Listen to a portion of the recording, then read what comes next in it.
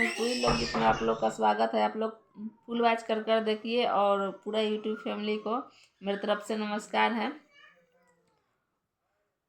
आवा हो सखिया हो सुनावा सखिया, आवा हो सखिया हो सुना हो सखिया।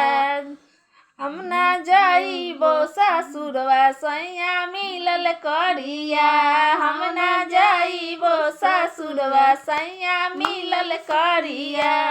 आवा हो सखिया हो सुना हो सखिया, आवा हो सखिया हो सुना हो सखिया।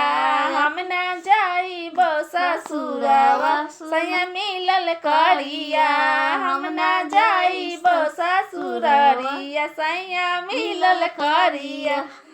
हमरो बलमा जी के बड़ी बड़ी जुलूफी, हमारो बलमा जी के बड़ी बड़ी जुलूफी, हमारो बलमा जी के बड़ी बड़ी जुलूफी।